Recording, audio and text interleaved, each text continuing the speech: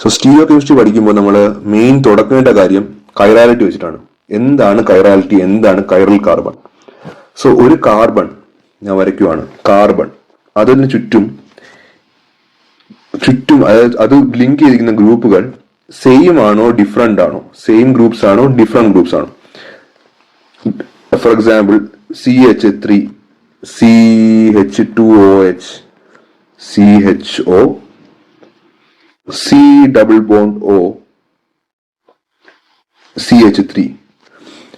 അപ്പോ കിഡോസ് ഈ കാർബണിന്റെ ചുറ്റും ഉള്ള കാർബൺ ആറ്റംസുകൾ പല പല ഗ്രൂപ്പ്സ് ആണല്ലോ, ഡിഫറെന്റ് ഗ്രൂപ്പ്സ് അല്ലേ. അപ്പൊ ഡിഫറെന്റ് ഗ്രൂപ്പ്സ് ഉള്ള ഒരു കാർബൺ ചുറ്റും ബൗണ്ട് ചെയ്യുന്ന ഗ്രൂപ്പ്സ് ഡിഫറെന്റ് ആണെങ്കിൽ അതിനെ കൈറൽ കാർബൺ എന്ന് വിളിക്കും. അപ്പോൾ ചുറ്റും ബൗണ്ട് ചെയ്യുന്ന ഗ്രൂപ്പ്, ഫോർ എക്സാമ്പിൾ ഈ രണ്ട് ഗ്രൂപ്പ് CH2OH CH2OH എന്ന് വിചാരിച്ചോളൂ. ഈ രണ്ട് ഗ്രൂപ്പും സെയിം ആണ്. അപ്പോൾ ഏതെങ്കിലും രണ്ട് ഗ്രൂപ്പ് മിനിമം സെയിം ആണ് എന്നുണ്ടെങ്കിൽ, രണ്ടോ അത് അധികമോ ആകാം, ചിലപ്പോൾ 4 ഗ്രൂപ്പും സെയിം ആകാം. സോ അങ്ങനെ ഉണ്ടെങ്കിൽ അതിനെ നമ്മൾ നോൺ കൈറൽ കാർബൺ എന്ന് വിളിക്കും. അത് കൈറാലിറ്റി ഇല്ലാത്ത. അപ്പോൾ ഈ കൈറൽ കാർബൺ മാത്രമേ ഒപ്റ്റിക്കൽ ഐസോമറിസം, അതായത് ലൈറ്റിനെ റൊട്ടേറ്റ് ചെയ്യാൻ പറ്റുള്ളൂ. ലൈറ്റിനെ, അതായത് നമ്മളെ visible spectrum of plane polarised light, അത് ഞാൻ ഫർദർ പറയുന്നതായിരിക്കും എന്താണ് അതിന്. സോ ഇത് ഈ നിങ്ങൾ മനസ്സിലാക്കുന്ന കാര്യം, ഫസ്റ്റ് മനസ്സിലാക്കേണ്ടത് കൈറൽ കാർബൺ മാത്രമേ ഒപ്റ്റിക്കൽ ഐസോമറിസം കാഴ്ചവെക്കാൻ സാധിക്കുള്ളൂ.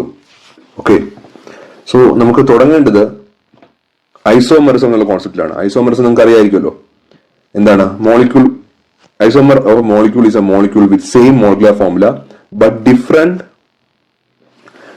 Structural and spatial arrangement of atoms. സ്പേസിൽ എങ്ങനെ ആറ്റംസ് അറേഞ്ച് ചെയ്തിരിക്കുന്നു അത് ഡിഫറെന്റ് ആയിരിക്കും. അത് മാത്രം സ്ട്രക്ചറും ഡിഫറെന്റ് ആയിരിക്കാം, ബട്ട് സെയിം മോളിക്കുലർ ഫോർമുല ആയിരിക്കും. അപ്പൊ നമുക്ക് അതിന്റെ പല ടൈപ്പ് വേരിയേഷൻസ് ഉണ്ട്. ഈ ഐസോമറിസം, സ്ട്രക്ചറൽ ഐസോമറിസം, ജസ്റ്റ് സ്ട്രക്ചറിനെ മാത്രം മെയിൻറ്റെയിൻ ചെയ്ത ഐസോമറിസം ഉണ്ട്. സോറി,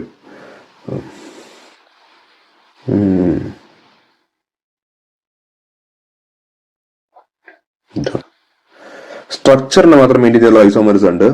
ഫംഗ്ഷൻ സ്റ്റീരിയോ കെമിസ്ട്രി ആയിട്ടുള്ള ഐസോമറിസം ഉണ്ട്. So structural isomerism, chain isomerism, positional isomerism, functional isomer. For example നമ്മുടെ ഗ്ലൂക്കോസ് ഒരു ഫംഗ്ഷണൽ ഐസോമർ ആണ് കേട്ടോ. അത് നമ്മളൊരു സാധാരണ സ്റ്റേറ്റ്മെന്റ് ആണ്, glucose is A functional isomer എന്ന സ്റ്റേറ്റ്മെന്റ്. നിങ്ങൾക്ക് ഇത് ചെയ്ത് വെച്ചാൽ ചെയിൻ ഐസോമറിസം, ബ്യൂട്ടേന്റെ ഈ ചെയിനിനെ എടുത്ത് അവരെവിടെ വെച്ചു, ഈ ഹൈഡ്രജനെ ഇങ്ങോട്ട് മാറ്റി ചെയിനിനെ അങ്ങോട്ട് വെച്ചു. അപ്പൊ എങ്ങനെയായിരുന്നു, 2-methyl propane ആയി. മോളിക്കുലർ ഫോർമുല സെയിം ആണോ? സെയിം. സ്ട്രക്ചർ സെയിം ആണോ? അല്ല. Right. So different arrangement of molecules of carbon silicon. The position of carbon atoms in molecule can be rearranged to give branched carbon chains coming off the main chain. The name of the molecule changes to reflect this, but molecular formula is still the same. Molecule name change ആവും, പക്ഷെ formula same ആയിരിക്കും. ഇനി അടുത്ത isomerism positional isomerism ആണ്. But 2-നും but 1-നും the molecular formula remains the same. The type of functional group also remains the same. ഇവിടെ അതാണ് മനസ്സിലായോ, type of functional ഗ്രൂപ്പും remains same, molecular formulaയും remains the same, but its position of the molecule changes. For example, ഈ unsaturated double bond ene right, ഈന് change ആകില്ല, ഫോർമുലയും ene, അതായത് functional ഗ്രൂപ്പിനും ചേഞ്ച് ഇല്ല, മോളിക്കുലർ ഫോർമുലയും ചേഞ്ച് ഇല്ല, but position of functional group change ആകും. അതിനെയാണ് നമ്മൾ പൊസിഷണൽ ഐസോമറിസം എന്ന് പറയുന്നത്. ഇനി വരുന്ന ഫങ്ഷണൽ ഐസോമറിസം, അതായത് different positions of atoms give different functional group. ഇവിടെ ഫങ്ഷണൽ ഗ്രൂപ്പും ചേഞ്ച് ആകും. So also refer to as functional group isomerism. ഇവിടെ ഫങ്ഷണൽ ഗ്രൂപ്പ് ചേഞ്ച് ആകുന്നതുകൊണ്ട് ഫങ്ഷണൽ ഗ്രൂപ്പ് ഐസോമറിസം എന്ന് പറയും. These isomers have the same molecular formula, but atoms are rearranged to keep different functional groups. The name of the molecule changes to reflect the new functional group.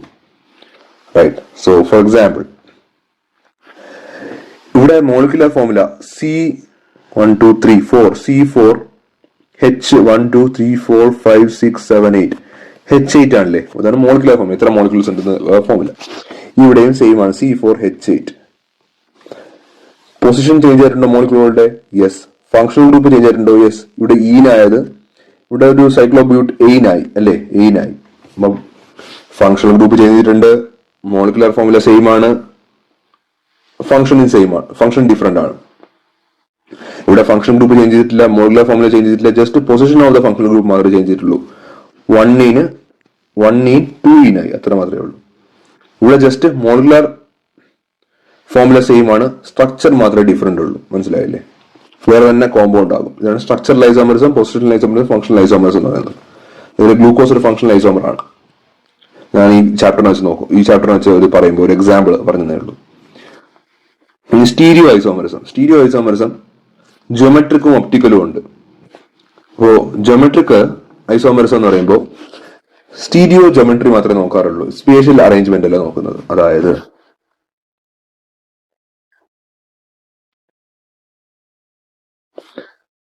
നമ്മുടെ ഈ for example നമുക്ക് ഈ molecules, അതായത് ഇങ്ങനത്തെ മോളിക്യൂളുകൾ മാത്രമേ നമുക്ക് geometric ഐസോമറിസിൽ പറ്റുള്ളൂ.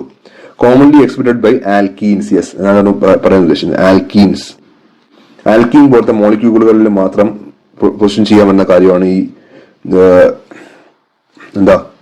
ജിയോമെട്രിക് ഐസോമറിസം എന്ന് പറയുന്നത്. Commonly exhibited by alkenes, the presence of 2 different substituents on both. 2 കാർബണിലും 2 ഡിഫറെന്റ് സബ്സ്റ്റിറ്റ്യൂവൻസ് ആയിരിക്കണം. Either at the end of the double bond can give us 2 different non-superimposable isomers.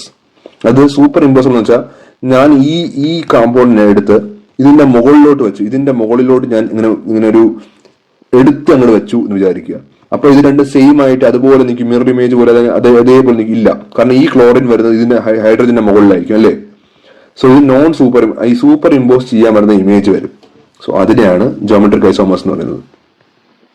ഉണ്ടോ? ഇങ്ങനെ പ്ലെയിൻ വരയ്ക്കുമ്പോൾ ഇവിടെ രണ്ടും സെയിം ആണോ? അല്ല. ഒന്ന് സിസും ഒന്ന് ട്രാൻസും. ഇത് സിസ്, ട്രാൻസ് എന്നാണ് സാധാരണ വിളിക്കുന്നത്. ട്രാൻസ് എന്ന് വെച്ചാൽ ഓപ്പോസിറ്റ് വരുന്നത്. സിസ് എന്ന് വെച്ചാൽ സെയിം സൈഡിൽ വരുന്നത് പ്ലെയിനിന്റെ. മനസ്സിലായില്ലേ? അപ്പൊ ഇതിന്റെ ബോണ്ട് റൊട്ടേഷൻ റെസ്ട്രിക്ഷൻ കാണും. മനസ്സിലായോ? കാരണം എന്തുകൊണ്ടാണ്? ഡബിൾ ബോണ്ടാണ്. ഡബിൾ ബോണ്ട് അങ്ങനെ റൊട്ടേറ്റ് ചെയ്യാൻ പറ്റും. കാരണം ഇവിടെ ഒരു 2 കമ്പോളുകൾ തമ്മിൽ ഇടിക്കുന്നത് പോലെ ഒരു ഫീലിംഗ് ആയിരിക്കും. സോ അതാണ് ജിയോമെട്രിക്. ഇനി ഒപ്റ്റിക്കൽ എന്ന് പറയുമ്പോൾ റൊട്ടേഷൻ, ലൈറ്റിനെ റൊട്ടേറ്റ് ചെയ്യുന്ന അനുസരിച്ചാണ് ഇതിന് വരുന്നത്. Non super impossible mirror images ആണ്. Right. Optical isomers differ by the placement of different substituents around 1 or more atoms in molecule. അപ്പോൾ ഇതിന് ഒറ്റ ആറ്റം മാത്രമേ വരുള്ളൂ. മനസ്സിലായില്ലേ? അതിന്റെ ചുറ്റുമുള്ള ആറ്റത്തിന്റെ പ്രോപ്പർട്ടീസ് പോലെ ആണ് ഇതിന്റെ ലൈറ്റിന്റെ റൊട്ടേഷൻ ഇരിക്കുന്നത്. മനസ്സിലായോ? Optical isomers differ by placement of different substituents around 1 or more atoms in a molecule.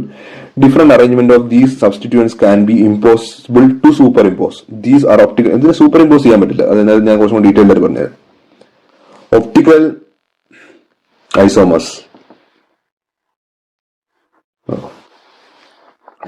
Optical isomerism ആണ് നമ്മൾ ഈ ചാപ്റ്ററിൽ മെയിൻ വേണ്ട. ഞാൻ ഇത്രയും പറഞ്ഞത് കാരണം ഈ ചാപ്റ്ററിൽ മെയിൻ വേണ്ട 2 ഐസോമേഴ്സ് ആണ്. ഫംഗ്ഷണൽ ഐസോമറിസം, കാരണം ഗ്ലൂക്കോസ് ഒരു ഫംഗ്ഷണൽ ഐസോമർ ആണെന്ന് ഞാൻ പറഞ്ഞു. പിന്നെ ഒപ്റ്റിക്കൽ ഐസോമറിസം, കാരണം നമ്മൾ ഇനിയും ഡിസ്കസ് ചെയ്യാൻ പോകുന്ന കാര്യം ഒപ്റ്റിക്കൽ ഐസോമേഴ്സിന്റെ മുകളിലാണ്.